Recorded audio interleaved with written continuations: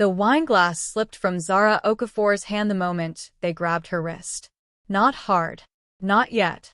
Just enough to remind her. She was alone in a room full of powerful people. Soft laughter rippled across the grand ballroom. Careful, a woman murmured mockingly.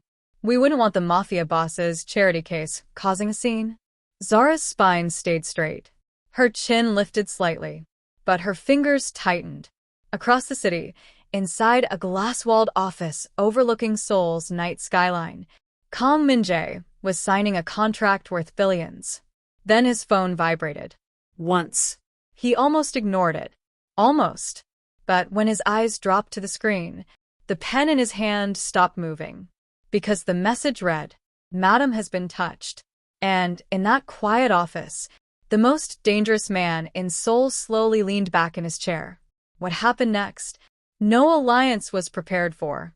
In Seoul's underground elite, power was never just about money. It was about perception, control, and knowing exactly when to remain silent. When Kang Min-jae married Zara Okafor, the whispers started immediately. An African woman. Elegant, yes. Graceful, undeniably. But in the ruthless world of mafia politics, people assumed she was nothing more than a strategic ornament. And Min-jae never corrected them. Not when the elite wives excluded her. Not when the media questioned her place.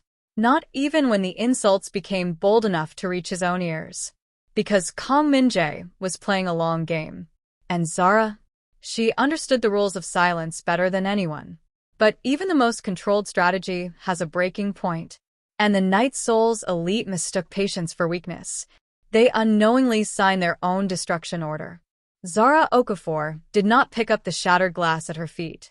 She stood perfectly still in the center of the ballroom, the soft glow of crystal chandeliers reflecting off the polished marble floor around her. A waiter hurried forward with a cloth, but the damage had already been done. Not to the floor, to the atmosphere. Low whispers moved through the elite guests like a slow, poisonous tide. So it's true, that's really her. I heard he married her overseas. Quietly. For power, obviously. Zara heard every word. Years in Seoul had trained her ears well. Years beside Kang Min-jae had taught her something even more valuable, when silence was stronger than reaction. She smoothed an invisible crease from the sleeve of her deep blue dress, movements calm, precise, almost regal. Not the behavior of a woman humiliated. That only seemed to irritate them more. A woman in diamonds stepped closer, her smile sweet and sharp at the edges. "You must find these events overwhelming," she said softly, though her voice carried just far enough. Seoul society can be difficult to adjust to. Zara finally lifted her gaze. Her eyes were steady, clear, unshaken. "I adjust where necessary," she replied gently. The answer was polite, too polite. A flicker of annoyance crossed the woman's face before she masked it with a brittle laugh. Around them, the whispers continued. "They say he never brings her to private meetings. I heard she lives in the East Wing alone. Does he even?" The sentence trailed off into muffled giggles. Zara's fingers curled slightly at her side. Just slightly. Not enough for anyone careless to notice. But enough to reveal the pressure she carried with such terrifying grace. Because the truth was simple. Every insult was calculated.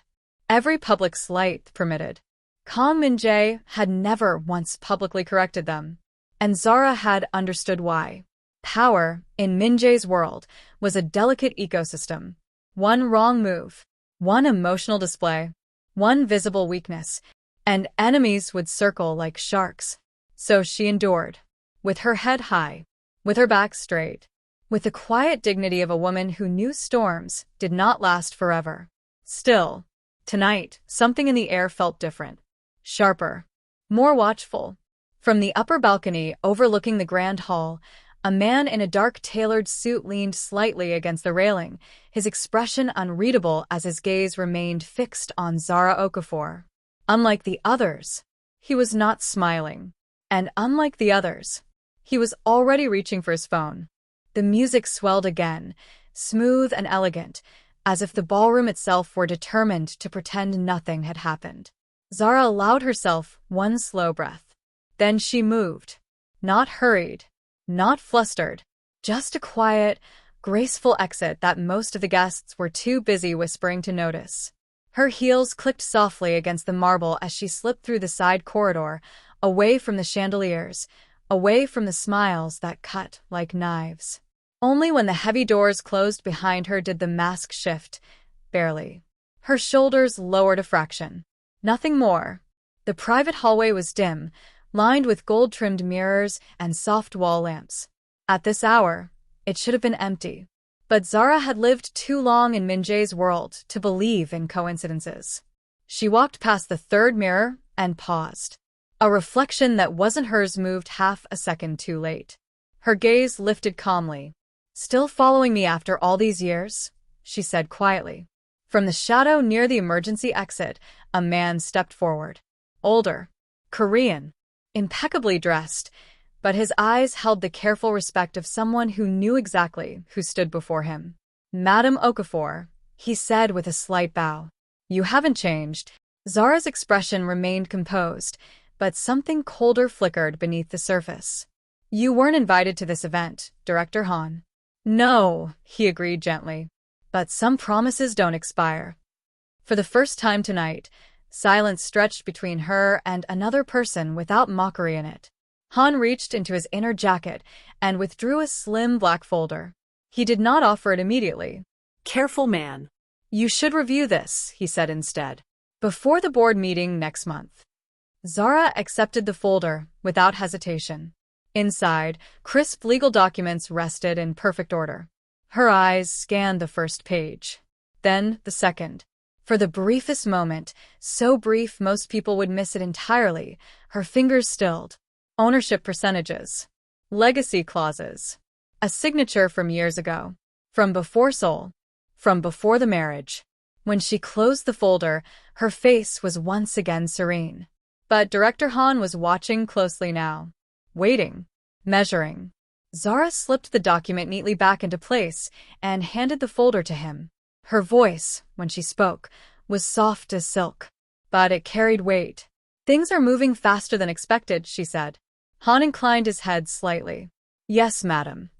Zara turned toward the darkened corridor leading back to the ballroom, her expression unreadable, her posture once again that of the quiet, underestimated wife the world believed her to be. Only her final words betrayed the truth. "Tell Minjae, I kept my promise." The air inside Kang Minjae's office was always too quiet. Not peaceful. Controlled. Floor-to-ceiling glass overlooked the glittering Seoul skyline, but no one in the room was admiring the view. 6 men stood in a precise line before the massive black desk, shoulders stiff, eyes carefully lowered. No one spoke unless spoken to, because the man seated behind the desk did not repeat himself. Kang Minjae leaned back slightly in his chair, long fingers resting loosely against the armrest. His expression was calm, the kind of calm that made powerful men forget how to breathe.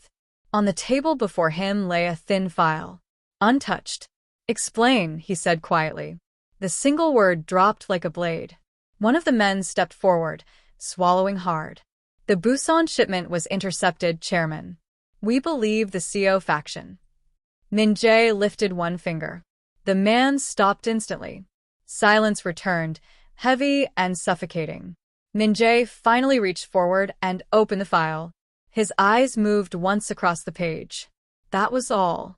When he closed it again, the soft click sounded louder than it should have. "Remove them," he said. No anger. No raised voice. Just a decision. The men in the room visibly stiffened. One of the younger subordinates hesitated before asking carefully, "Chairman, remove the shipment or the faction?" Minjae's gaze lifted slowly. Dark. Steady. Unforgiving. "In my organization," he said mildly, "do we leave loose ends?" The subordinate's face drained of color. "No, Chairman." "Good." Minjae leaned back again, already finished with the matter in his mind. To him, it was no more complicated than balancing an account. Around the room, phones quietly vibrated as silent orders began to move through Seoul's underworld. Efficient. Immediate. Final. But just as his secretary stepped forward with the next briefing tablet, the office phone on Min Jae's desk lit up. Not the public line. The private one. The room froze. Min Jae's eyes flicked to the screen. Director Han. He answered without hurry. Speak. Han's voice came carefully through the receiver. Chairman, Madam attended the Cheon Group banquet tonight. A pause. So slight most men would miss it. Min Jae's fingers stilled against the desk. Han continued, more cautiously now. There were some incidents. Social, for now. But something else has surfaced. Old documents. Old promises. The temperature in the room seemed to drop. Min Jae said nothing. Not a single word. Then Han spoke the name quietly. Zara Okafor. Min Jae's gaze went completely still. Silence. By the time Zara returned to the Min residence, the city had gone quiet. The mansion lights were low, deliberate, never fully dark, never fully warm. Just like everything else in calm Min Jae's world. She had just stepped into the marble foyer when she felt it. That shift in the air. Slowly, Zara lifted her gaze. He was already there. Calm Min Jae stood near the floor-to-ceiling windows, suit jacket still on, posture straight, as if he had been waiting far longer than the clock would admit. The Seoul skyline burned quietly behind him, painting his profile in cold light. For a moment, neither of them spoke. Old habit. Old distance. You left the banquet early, Min Jae said at last, his voice calm, unreadable. Zara set her clutch gently on the console table. I didn't realize my schedule required reporting. The words were polite, but the edge beneath them was not. His eyes moved to her wrist. Just briefly. Too briefly for anyone who didn't know him. You were approached, he said. Not a question. Zara's chin lifted slightly. I was spoken to. That tends to happen at public events. A long pause stretched between them, thick with everything they did not say. Min Jae took a slow step forward, then stopped. Always that careful distance. You should have called, he said quietly. Something flickered in Zara's eyes. Not weakness. Not quite anger. Something older. I handled it, she replied. Silence again. The kind that carried history. Because this was not new. Not the whispers. Not the careful space between them. Not the way he watched her like something both precious and dangerously exposed. Min Jae's voice lowered slightly. Director Han contacted you. There it was. Zara's fingers stilled at her side. So he knew. Of course he knew. He worries too much, she said smoothly. Min Jae's gaze sharpened. Across the foyer, the soft hum of the security system suddenly sounded very loud. You reviewed the documents, he pressed. Not angry, but closer now. Too close to the truth. Zara finally met his eyes fully. For the first time tonight, the quiet softness she showed the world was gone. What replaced it was steel wrapped in silk. Your empire is not the only thing built on old foundations, Min Jae. The use of his name, not chairman, not the careful distance she usually kept, landed between them like a spark. His jaw tightened. Barely. And in that small fracture in his control, something dangerous surfaced. Protective. Calculating. Alert. Because suddenly the pieces were moving too quickly. Too publicly. Too boldly. Min Jae turned slightly toward the darkened security monitors lining the far wall. When he spoke again, his voice was colder. Who approached you tonight? Zara held his gaze. Just long enough. Then she answered softly. People who were far too confident. The silence that followed was no longer calm. Min Jae's expression changed, not visibly to most. But enough. Enough for a man like him to understand exactly what it meant. For the first time, calm Min Jae realized Zara Okafor was no longer just being watched. She was being targeted. The charity gallery opened at noon, bright and immaculate, the kind of place where reputations were polished behind polite smiles. Zara arrived alone. That, more than anything, made the whispers start early. She moved through the glass doors with her usual quiet grace, deep blue dress flowing softly behind her, chin level, eyes calm. Cameras flashed politely from the press corner, not because they respected her, but because Kong Min-jae's name still carried weight. Even when he wasn't present. Mrs. Kong, someone called lightly, the title laced with just enough mockery to be noticed. Zara turned. Across the marble floor, Madame Seo approached with a small circle of socialites orbiting her like satellites. Diamonds glittered at her throat. Her smile was warm. Her eyes were not. "You've been avoiding the inner circles lately," Madame Seo said sweetly. "We were beginning to think Seoul had become uncomfortable for you." Zara's expression remained serene. "Seoul is exactly as I expected." A few soft laughs rippled through the group. Madame Seo stepped closer. Too close. "Still," she continued gently, "one wonders how long temporary arrangements usually last." There it was. Not loud, not crude, but deliberate. Around them, more guests slowed. Watching, waiting. Zara held her gaze steadily. "If you have something to say, Madame Seo, clarity would save us both time." The sweetness cracked. Just slightly. Madame Seo's smile thinned. Her hand lifted, as if to brush imaginary lint from Zara's shoulder. Instead, her fingers closed around Zara's wrist. Not violently. Not yet. But firmly enough that the nearby cameras caught the movement. A sharp hush spread through the gallery. Zara's body went very still. Her eyes dropped slowly to the hand gripping her. Then lifted again. Calm. Cold. Unmoved.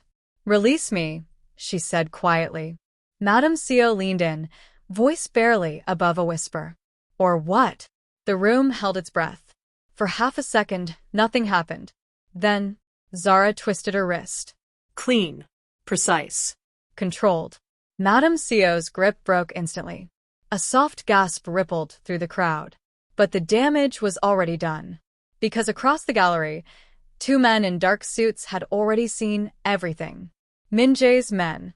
One of them was already moving, voice low into his sleeve mic as his eyes locked onto Zara's perfectly composed figure in the center of the room. The second man was already dialing.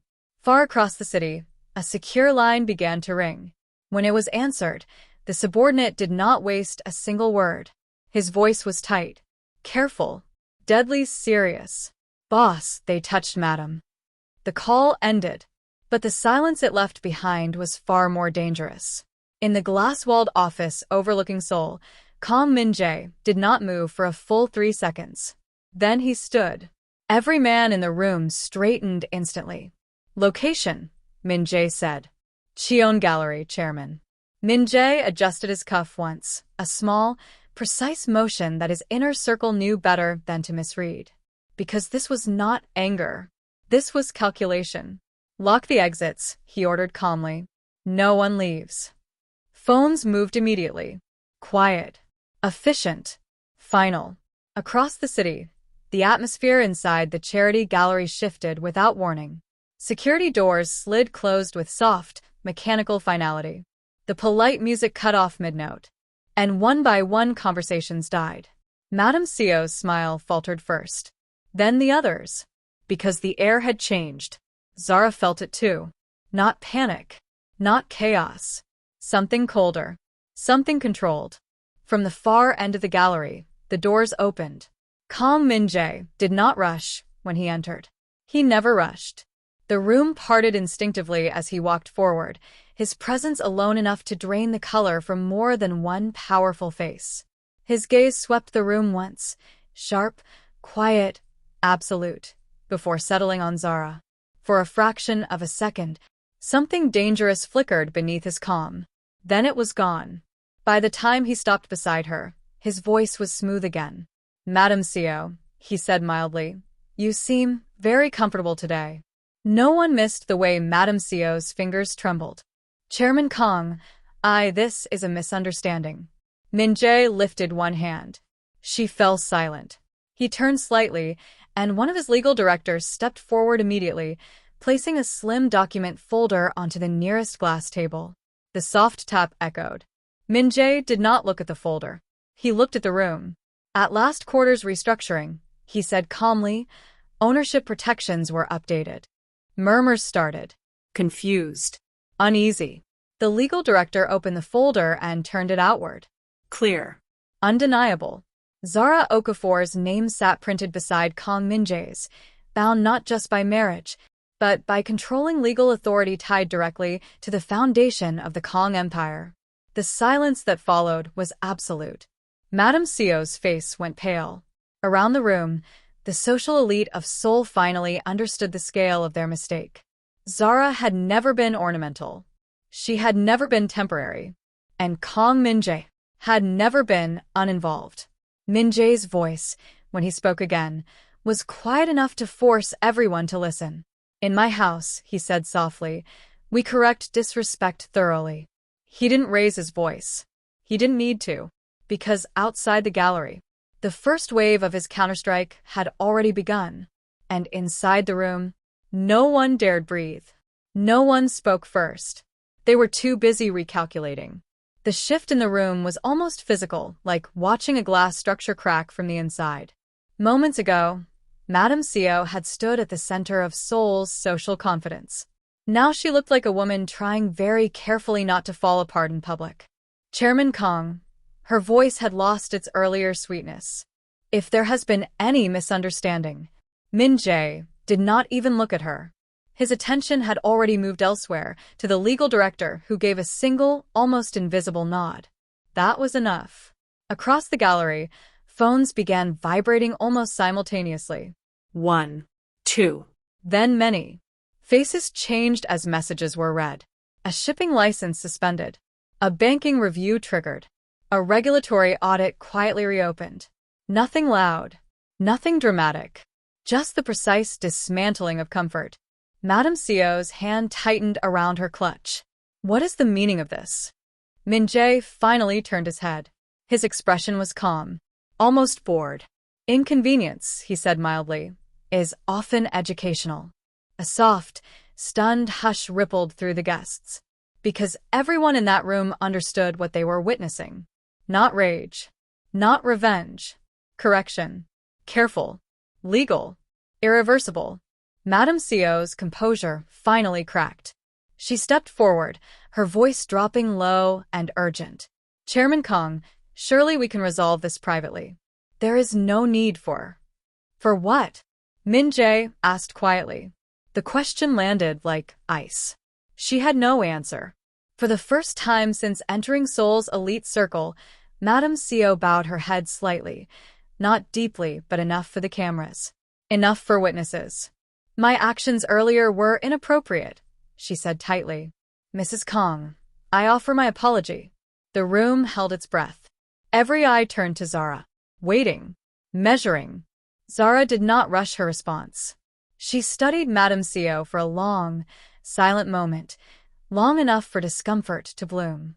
When she finally spoke, her voice was soft, graceful, Controlled.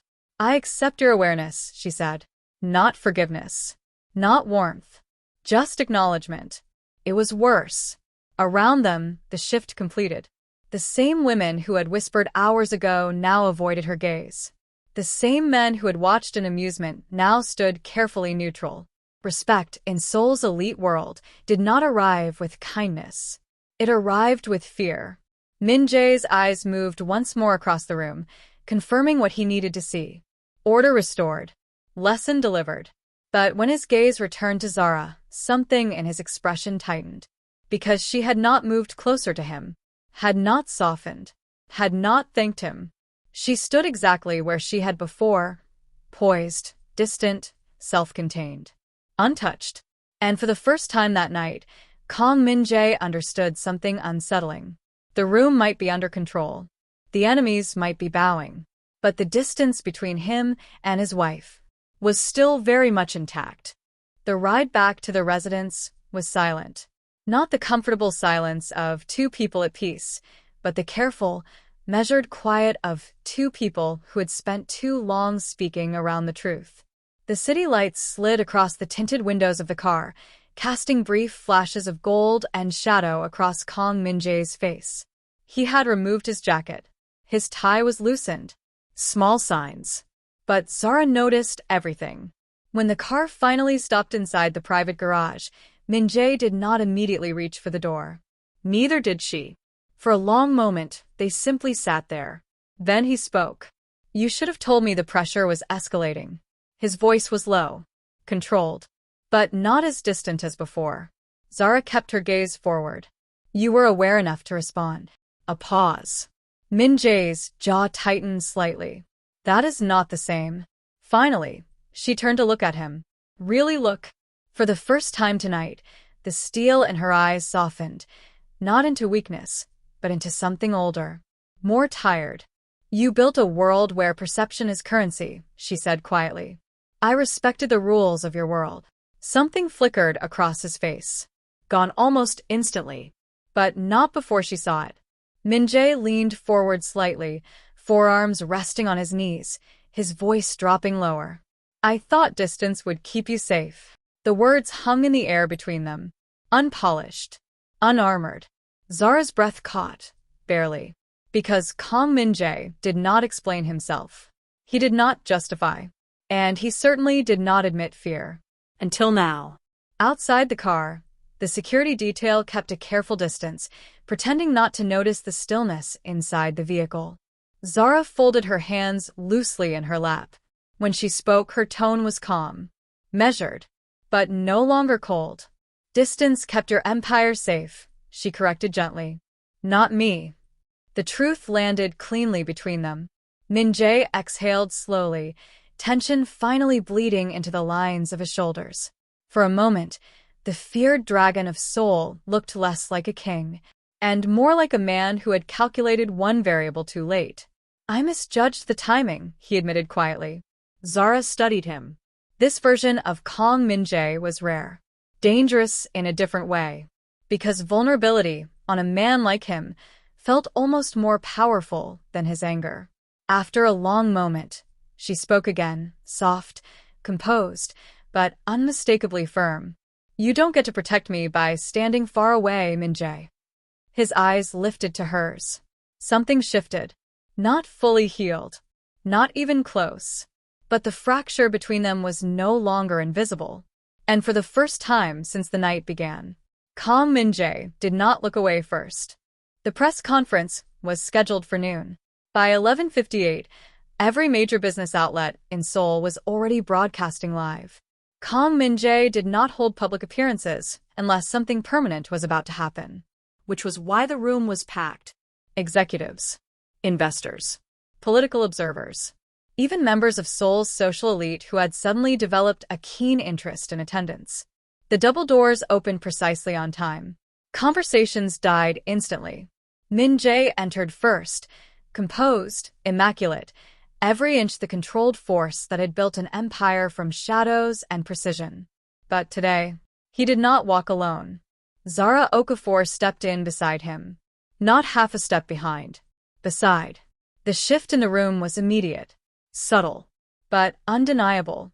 Her deep blue suit was tailored with quiet authority, her posture straight, her expression calm in a way that no longer read as soft, only assured. The same people who once whispered now watched carefully, measuring every detail they had previously ignored. Min Jae guided her forward with one small, deliberate motion of his hand at the small of her back. Not possessive. Not performative. Intentional. They stopped at the podium together. Flashes exploded across the room. For a moment, Min Jae said nothing, allowing the weight of the visual to settle fully into the watching world. Then he spoke. Effective immediately, his voice carried smoothly across the silent room. Mrs. Zara Okafor Kang will assume formal oversight of the Kang Foundation's international holdings. A ripple of shock moved through the press. Not ceremonial. Not symbolic. Operational power. Real authority. Min Jae's gaze swept the room once. Cool. Unhurried. Absolute. In my organization, he continued calmly, position reflects reality. And reality has now been properly clarified. Beside him, Zara remained composed, but her eyes were clear and steady, no longer the quiet woman the elite believed they understood. This time, when the cameras flashed, she did not look away.